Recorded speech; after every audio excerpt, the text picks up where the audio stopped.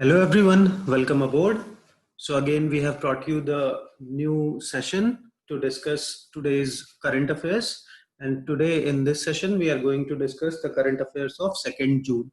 And this session has been brought to you by Himalaya IAS classes. If you want to enroll for IAS 2021 or KAS exam in either English or Kannada medium, you can visit us at www.himalayaiasclasses.com or you can reach out to us on this given number.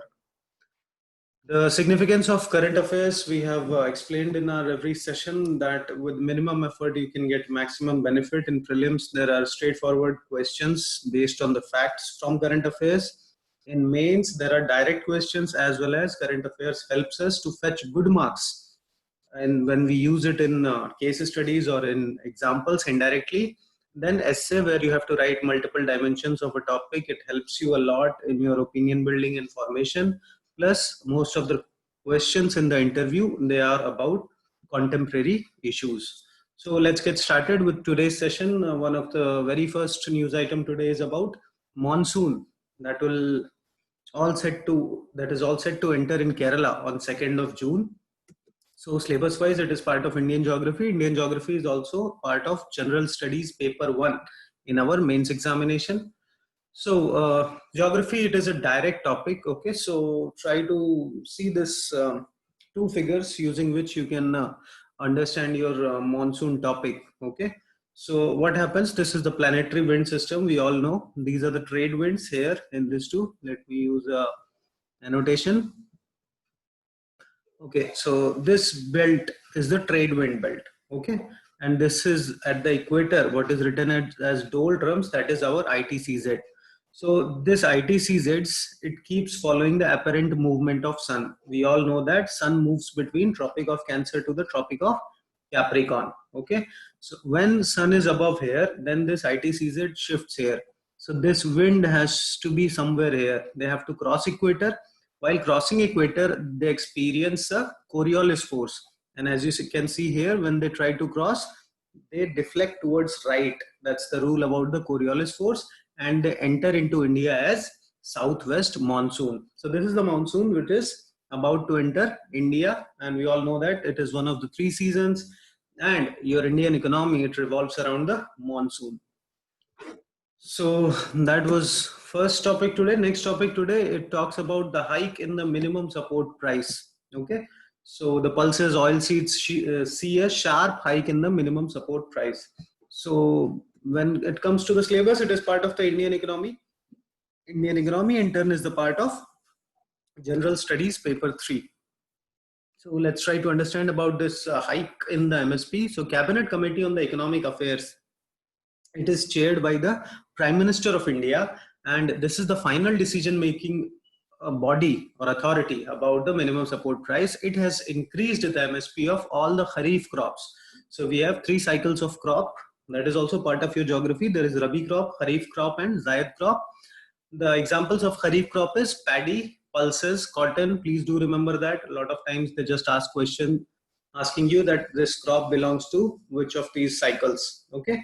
Then one of the highest increase is for the oil seeds like sesamum, and this MSP is in line with the recommendation of the Swaminathan committee, and the rule which we have picked that the MSP should be 1.5 times of the average cost of production. Okay, and this MSP is always recommended by Commission on Agricultural Cost and Prices. This has also been asked in the exam previously, so please do remember.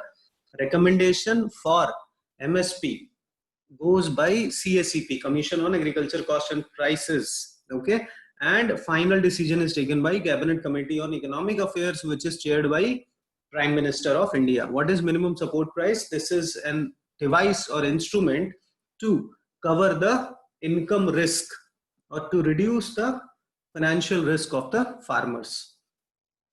Now, next article of today talks about the impact of lockdown on the growth. Okay, so syllabus wise, it is part of the Indian economy. Indian economy is the part of GS paper 3.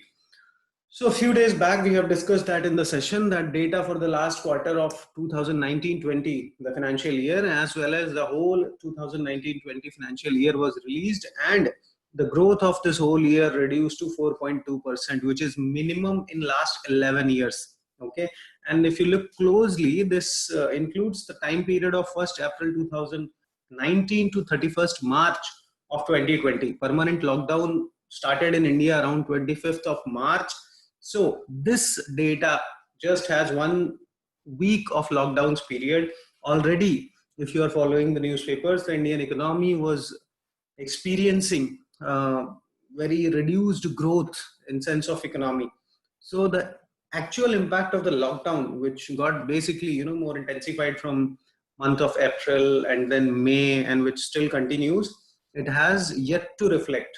So there is no demand in the economy. Investment has gone declined very sharply. There's consumption demand itself, which is a high driver, more than half of the GDP. It is driven by this consumption in Indian economy. That has also reduced a lot. Core industries, there are 8 core industries.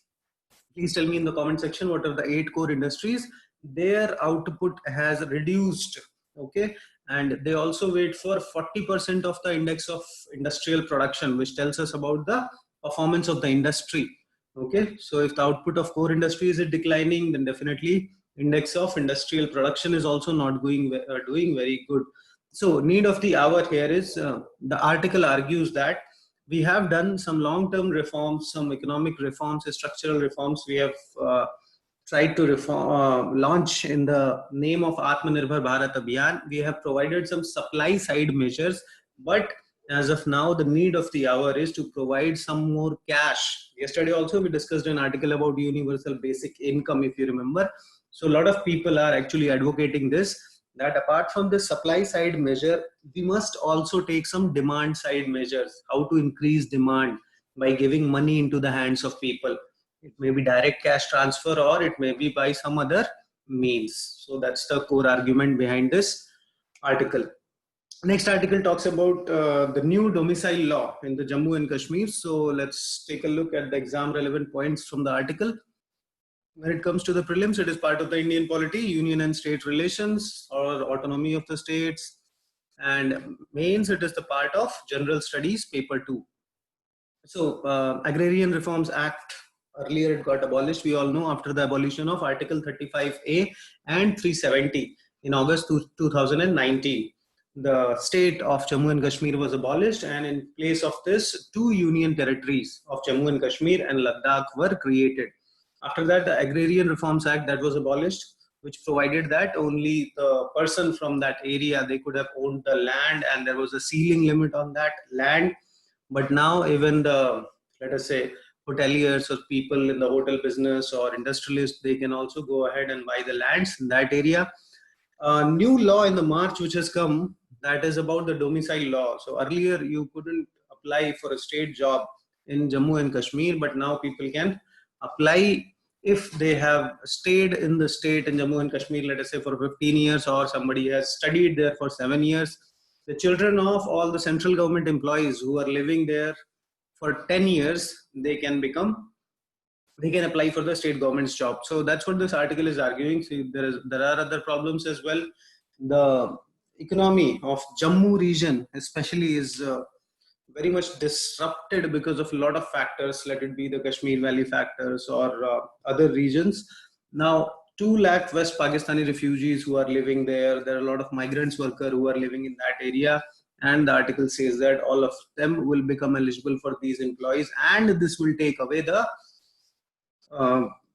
rights, or you can say the economic autonomy which these areas were enjoying earlier. Okay, please tell me in the comment section which article of the fundamental rights allows the central government to declare the eligibility of residence as a precondition for employment in the comment section. Next article today talks about the workforce habits, that what has changed, what are the problems which has arisen into the employment scenario in India. So syllabus wise, part of the Indian economy, and in turn Indian economy is the part of general studies paper 3. So what it says that already there was unemployment problem in India which was growing, then migration has created too much of chaos in that, And the problem is visible in both formal as well as informal sector. See, formal sector is somewhere where people get social security benefits. So you get provident fund, medical insurance, pension, some sort of. Informal sectors is like daily wage earners who don't have any social security benefits. Now, both of these sectors are facing the problem of inadequate manpower. On top of it, in order to compensate this problem of inadequate manpower and to keep up the economic activities, a lot of states like Gujarat, Madhya Pradesh, Uttar Pradesh, they have come up with a solution saying relaxation in the labor laws. Like people are allowed to work for like 12 hours. Okay. So labor laws is a concurrent subjects. That is another piece of information which can be asked in the prelims examination. So before implementing any new labor law, they have to get the assent from the central government. Okay. Also, the poor implementation of Interstate Migrant Workmen Act, that has to be reviewed. This act actually provides a lot of facilities or a lot of protection for the migrant workers, which non-implementation of which we have seen, it reflects in the pathetic conditions of the migrant laborers who are moving from one place in India to the other. Okay. Next article talks about India, China, and Africa relations. So basically, Africa in the times of COVID, it needs a lot of help in both the countries, India and China. They're trying to help. So this article just tries to compare the basic difference between the Indian and Chinese approach towards Africa. Syllabus-wise, it is part of the international relations, and international relations in turn is part of general studies paper 2. So let us see COVID impacts. They were able to curb some initial spread of the COVID, but again, they have very limited resources. Their level of development is also very less, poor healthcare infrastructure. All these obstacles are causing a big challenge in front of African nations in handling of this COVID situation. Beijing has opted for a domination policy. Okay, so there is more like public-private donations, efforts. More effort is actually focused towards like big Chinese companies like Alibaba or entrepreneurs like Jack Ma, so that they can create their own relation and they can push for the business in those areas. It's not about more people to people. It's more like state to state, business to business. Okay. So that is also known as donation diplomacy. They are trying to give more money, medical assistance, okay, team of doctors. And African support for China is also very crucial. So, see, there are too many countries in Africa. So, using their vote, China got the chairmanship of the Food and Agricultural Organization. Also, it is able to, get support of these in other forums like WHO. Whereas the New Delhi policy is a little bit different. It is not focused on the state to state or the big businessman. It is more focused on the developmental assistance. They have done a nice project implementation and have got a good name there. The medical assistance, supply of hydroxychloroquine, okay, paracetamols. It is also known as pharmacy of the world because we provide drugs, medicines to all world at a very cheap rate. We opted a mission Sagar. Okay, Mission Sagar was launched by India to help the East African island nations in times of COVID. Okay, they have also launched a mission. So please remember this Mission Sagar. Yesterday also we touched upon that. And this EITC COVID-19, this is another mission where through webinar or conferences, okay, over the internet platforms, Government of India is trying to provide training to the medical staff and other decision makers in Africa to help handling this COVID situation. So Indian approach is more about like people oriented, and whereas the Chinese approach is more like a business to business approach or state to state approach, which is more business oriented or donation diplomacy oriented. Next article today talks about there was a small earthquake. Tremors were felt in Delhi. So all of us know that Delhi is an earthquake region. It lies on like second most severity zone in India. We all know that the Himalayas are building up because of the constructive plate boundary between Indo-Australian plate and Eurasian plate, and that's where we keep feeling tremors there. So what can be done in order to avoid the extent of damage in such situation? So that's what this article talks about. So directly it is part of the disaster management. In prelims, not many of the questions are asked here. From earthquake point of view, it can be asked from physical geography, but disaster management predominantly it is part of the General Studies, paper 3. So it tries to tell you, this article, that there can be three type of solutions which can be applied. One can be short term, another can be medium term and long term. In short term, see, these earthquake, you cannot run away from it. So better you have to think about the measures which can reduce the risk or the extent of loss which we might face in case of this earthquake. So in short term measure, identification of the vulnerable buildings, okay, and planning for their safety. Medium term plan can be new architectural regulations which have to be implemented in all the upcoming construction work. And in the long term, we also should be thinking about decongestion of the city, okay, so that loss of life can be minimized in such earthquake prone areas. Then last article of today, it talks about the equity infusion for micro, small and medium enterprises. So we all know these are the backbones of the economy. After agriculture, they are the largest employer in Indian economy. And in the Atmanirbhar Bharat Abhiyan, where a lot of reform packages were launched, here also the first tranche or the first package was focused on MSME and NBFCs. So syllabus wise, it is part of the Indian economy subject, which in turn is the part of General Studies, paper 3. So let's take a look what this article says. So this decision of equity infusion into the MSME sector has been taken by, again, Cabinet Committee on Economic Affairs. We have discussed this about MSP. Okay, this is chaired by Prime Minister of India. So they have decided to give 50,000 crore equity infusion plus 20,000 crore for subordinate debt. These numbers are not important.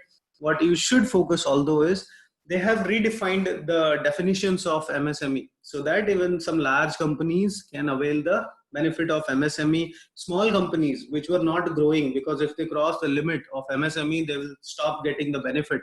So if their government has increased the limit, so they can develop themselves more and still avail the benefits. So what is the revised limit? Please try to remember. Micro, the most small, 1 crore of profit or 5 crore of turnover a year, it can be declared as micro. 10 crore of profit or 50 crore, 1 crore of investment, sorry. The first amount reflects investment, this reflects turnover, okay. So 1 crore and 5 crore for micro, 10 crore investment or 50 crore of turnover in a year, it can be small, and 50 crore of investment or 250 crore of turnover, it can be categorized as medium. Also, the turnover with respect to exports will not be counted. So you can see that this is another measure to improve the ease of doing business for MSMEs, or to improve the export sector. That if your turnover has a part which is related to export, that will not be counted in your this definition, and you will be still getting the subsidies or benefits which these sectors get from the government. So that was all for today's current affairs section, guys. This is the list of do's and don'ts which you can follow in order to maximize your chances of selection in the civil services exam. Please do not forget to like, comment, share and subscribe to the channel, and press the bell icon so that you can get notified wherever we upload any video related to the current affairs. So thank you for watching, and please stay tuned for more updates. Thank you.